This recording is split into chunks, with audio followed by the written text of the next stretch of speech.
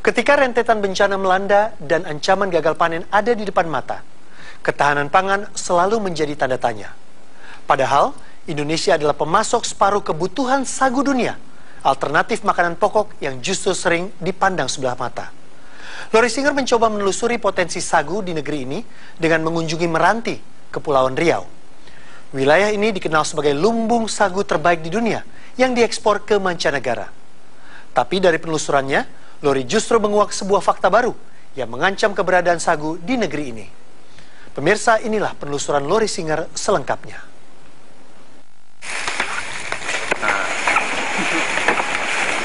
Ini anak SMA ini nggak tahu nih. Ini yang bisa dimakan ini. Inilah perjalanan saya untuk bertemu sagu. Makanan asal pohon rumbia yang sering dipandang sebelah mata oleh penduduk negeri ini. Nah, oke.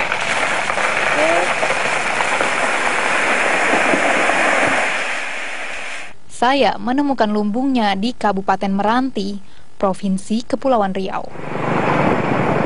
Puluhan desa di wilayah ini membudidayakan rumbia sejak puluhan tahun silam, termasuk Desa Sungai Tohor.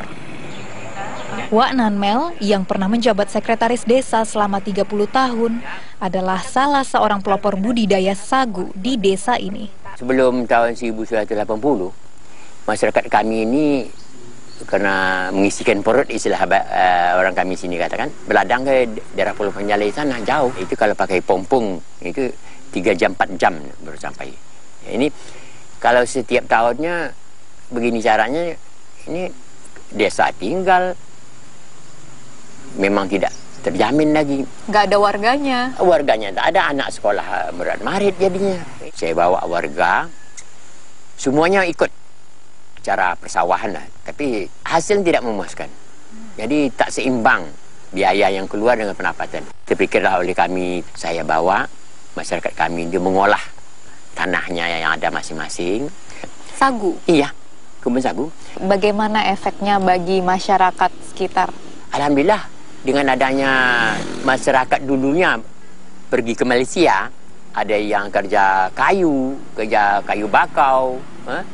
Tapi dengan ada kegiatan ini sangat membantu sekali masyarakat. Jadi warga cenderung tidak keluar, tetap tinggal di sini. Adapun kalau ada sebagian kecil aja yang pergi keluar daerah.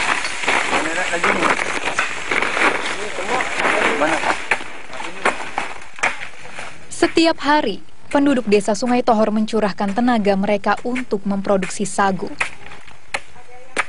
Seperti yang dijelaskan warga setempat, Abdul Manan, kepada saya. Pertama, masyarakat itu pagi-pagi kan, kadang-kadang ada jam 6, ada jam 7. Beliau tuh ke ladang untuk panen batang rumbia atau batang sagu. Ya, berapa rekan lah, ada yang 2 orang, ada 3 orang, ada 4 orang. Jadi satu hari itu rata-rata satu orang bisa 10 atau 15. Jadi awalnya ya mereka ini ya bagian nebang lain, bagian mengolek tualnya lain. Sampailah ke sungai.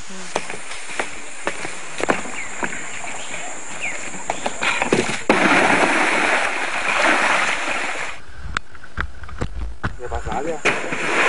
Lewat mana-mana kan.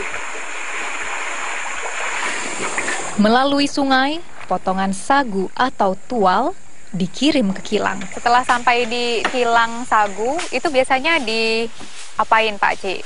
Kalau sampai di kilang ya kita pengolahan sagu ini kita buat sagu basah untuk kita jualkan ke supplier yang lain gitu.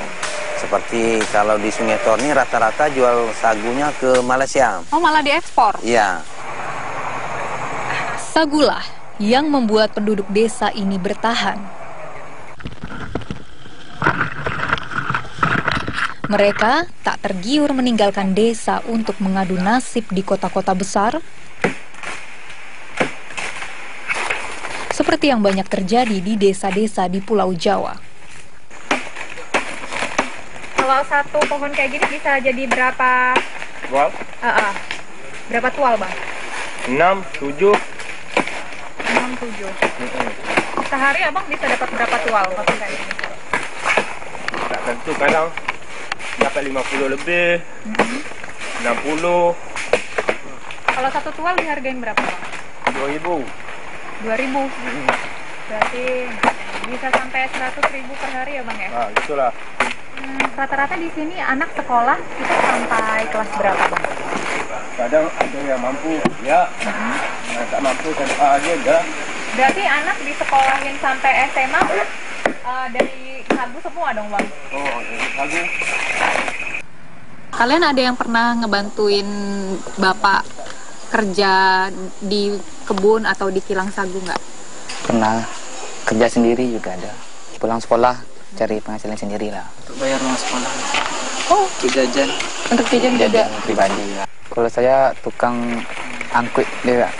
Jadi kalau misal di tengah-tengah kampung ini kan, saya tukang bawa gerobaknya ngangkut ke sungai, nanti baru diakik baru ke pabrik tadi. Perjuangan menjadikan wilayah ini sebagai lumbung sagu memang tak semudah membalik telapak tangan. Tapi mempertahankannya ternyata lebih sulit lagi. Kami ini mengharap juga dengan pemerintah. Hutan daerah kami ini kan dulu kan akan diambil oleh PT Perusahaan. Ya. Lumbung. Ini kami pertahankan betul. Kalau dapat jangan. Kalau hutan kami di daerah itu diambil oleh PT, sagu-sagu kami ini habis. Kenapa Pak bisa begitu? Tanam sagu dia memerlukan air. Kalau air hutan itu tak ada air, mana nak diambil? Hutan ini sebagai pelindung kami, sebagai pelindung kebun-kebun kami yang di bawah. Makanya kami bukan kami itu mau hutan untuk kami, tidak. Supaya hutan itu berlestari begitu. Kalau kami nebang pun sekali kebutuhan kami masyarakat, pentingnya 1 batang 2 batang. Nek tebang bikin papan untuk bikin rumah, itu aja. Tapi orang ini kalau kilang ini PT itu masuk habis semuanya. Persoalan pelik muncul ketika sejumlah perusahaan diberikan izin menggarap lahan gambut di wilayah ini menjadi hutan industri. Direktur Wahana Lingkungan Hidup Riau, Riko Kurniawan menjelaskannya. Kenapa bisa begitu, Bang? Karena mereka butuh bahan baku, kan? Bahan baku kayu alam. Terus butuh lahan yang besar untuk perkebunan. Dan praktek-prakteknya itu kan mereka itu merusak, menebang hutan alam, membuat kanal. Dan itu yang menyebabkan gambut itu kering. Bang Iyat, jadi ini semuanya adalah kanal buatan? Ya. Saya melihat kanal-kanal yang dibuat sejumlah perusahaan itu. Ukurannya lebih besar dari sungai yang dimanfaatkan warga untuk mengantar potongan sagu ke kilang. Ini arahnya kemana aja? Ini arahnya ke Selat Panjang, juga ini batasnya perusahaan ini. Oh, jadi sebenarnya kalau dulu sebelum ada kanal ini semua adalah areal hutan? Iya, areal hutan. Keberadaan kanal-kanal ini ternyata hanya bermanfaat bagi lahan yang berada di sekitarnya dan kepentingan perusahaan yang membuatnya, tapi tidak untuk lahan gambut. Gambut ini sebenarnya seperti apa sih? Di mana letak sisi kritisnya? Kalau kita ibaratkan semacam spoon ya, spoon itu dikala hujan mereka itu menyerap air. Di saat kemarau mereka melepaskan air secara alami, sehingga kita melihat gambut jika dirusak itu akan mudah kering. Saya melihat kerusakan itu dengan kasat mata. Tanaman rumbia yang tumbuh di tepi kanal tak ubahnya seperti pohon salak. Hanya beberapa yang mencapai tinggi hingga 7 meter. Padahal biasanya tanaman rumbia yang baik bisa mencapai tinggi 10 hingga 15 meter. Perlu ditertibkan perusahaan-perusahaan yang memang mengolah gambut yang tidak mengikuti kaidah-kaidah cara mengolah gambut yang baik. Ya, saya pikir perusahaan itu manakala ingin membuka suatu usaha harus satu paket dengan kesepakatan-kesepakatan itu. Bahwa sagu tidak terganggu. Karena sagu memang ekosistemnya dia harus tergenang. Manakala dia kering maka dia tidak bisa tumbuh dengan baik.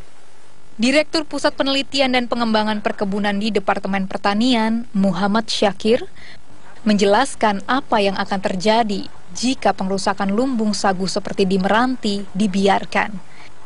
Indonesia tak akan lagi menjadi pemasok sagu terbesar dunia, jenis pangan yang sebenarnya punya sejuta potensi. Dengan kesibukan sekarang ini semakin maju kesibukan sehingga mereka menciptakan namanya sagu instan.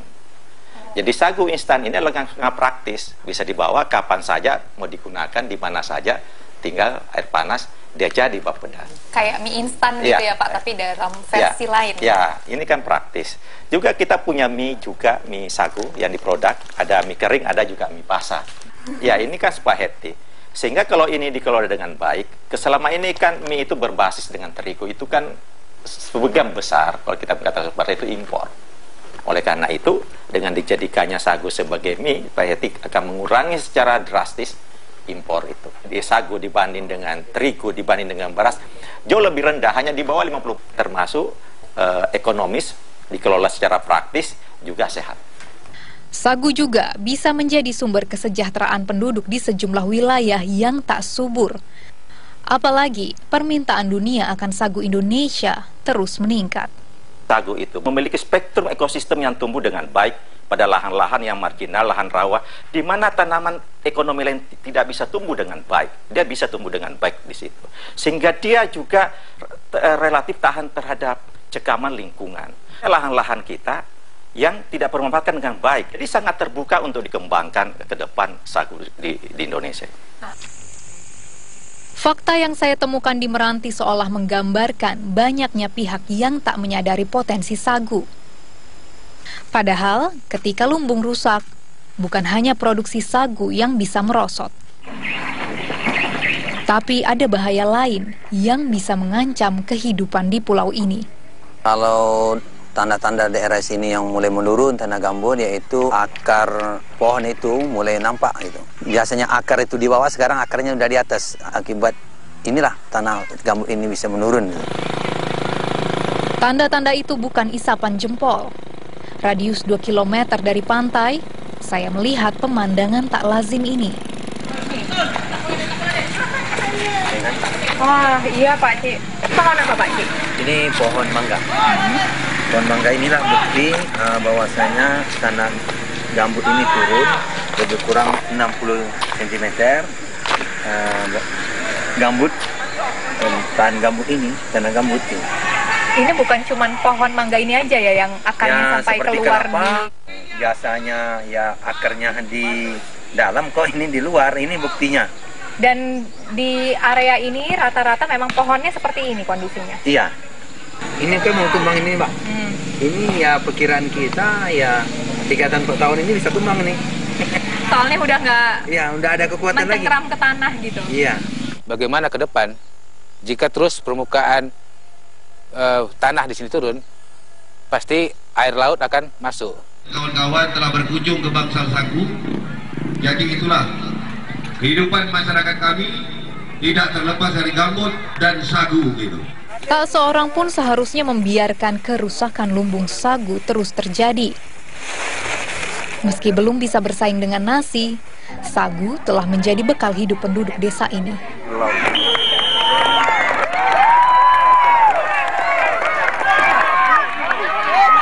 Membiarkannya rusak ibarat memupus harapan mereka di masa depan. Sehingga saya mengharapkan nanti dari sagu ini bisa seperti macam makanan yang siap saji Indomie misalnya. Tapi sagu, kan gitu. Kalau kalian rencananya mau melanjutkan kerja di ladang atau? Satu langkah dari orang tua, lebih tinggi derajatnya lagi. Masih bidang sagu juga atau enggak? Ayahnya buruh, tidak punya produksi sendiri. Kalau untuk pekerja sagu kita harus punya pabrik sagu gitu.